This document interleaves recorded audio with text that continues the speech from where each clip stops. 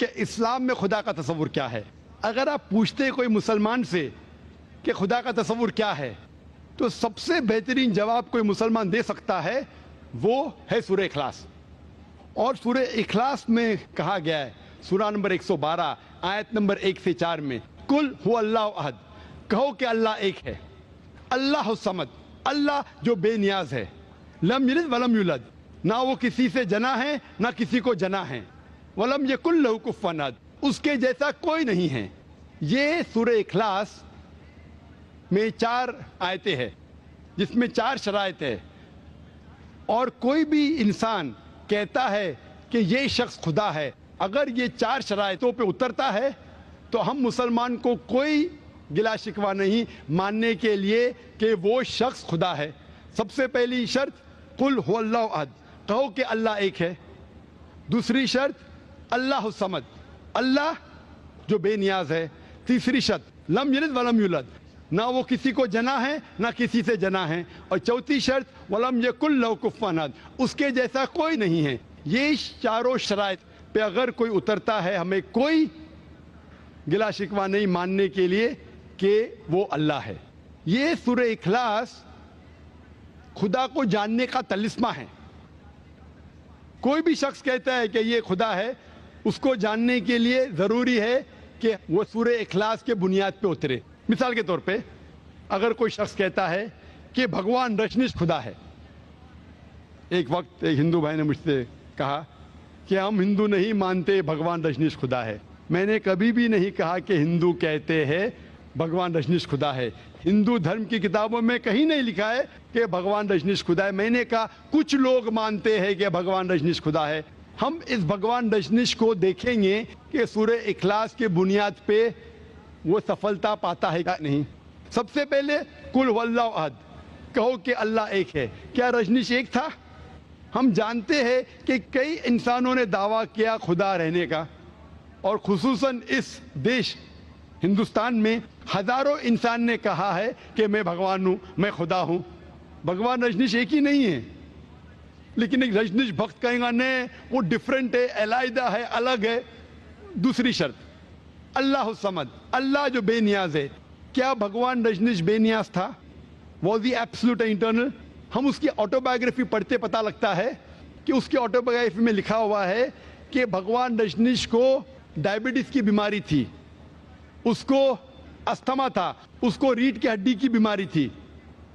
آپ سوچ سکتے بھگوان کو, ایشور کو, خدا کو ریڑھ کی ہڈی کی بیماری ہے, استھما ہے, ڈائبٹیز ہے. اور تیسری شرط لم یلد ولم یولد, نہ وہ کسی کو جنتا ہے نہ کسی سے جنا ہے.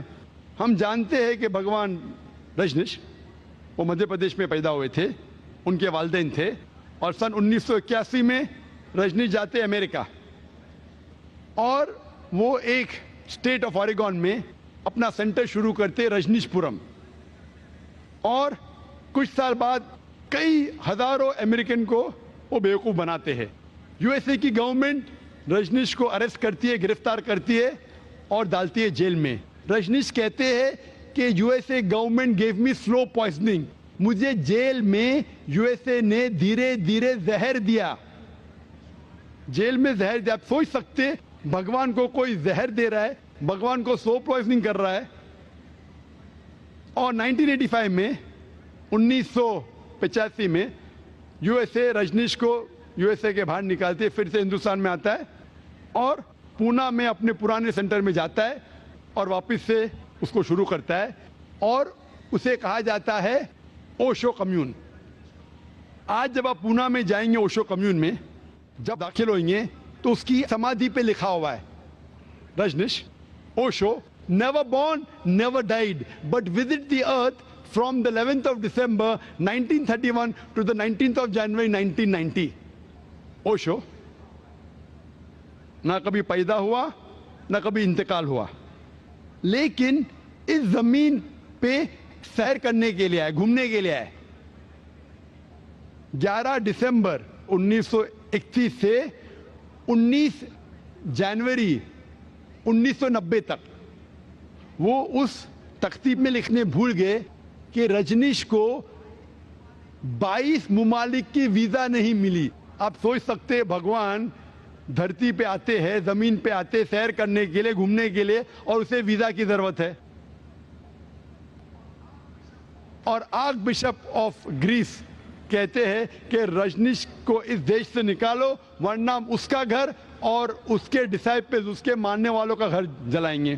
اور آخری شرط وَلَمْ يَكُنْ لَهُ كُفُوًا أَحَدٌ, اس کے جیسا کوئی نہیں ہے. یہ بہت اہم ہے. اگر آپ اللہ کی برابری کسی سے کر سکے دنیا میں تو وہ اللہ ہی نہیں ہے. وَلَمْ يَكُنْ لَهُ كُفُوًا أَحَدٌ. ہم جانتے ہیں رجنیش کو عام انسان جیسے 2 آنکھ تھے, 1 ناک تھی, 1 منہ تھا, 2 ہاتھ تھے. اگر کوئی شخص کہتا ہے اور اللہ کی برابری کرتا ہے اور کہتا ہے کہ خدا آرنلڈ شوارزنیگر سے 1000 گنا طاقتور ہے. آرنلڈ شوارزنیگر کا نام سنا ہوگا آپ نے, جس کو ٹائٹل ملا تھا مسٹر یونیورس, سب سے طاقتور انسان ساری کائنات میں, مسٹر ورلڈ, سب سے طاقتور انسان ساری دنیا میں.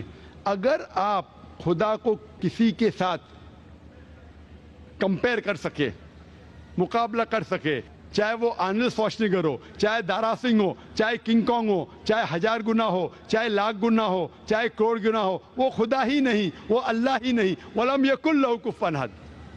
تو یہ 4 شرائط ہے کسی کو خدا کہنے کے لیے.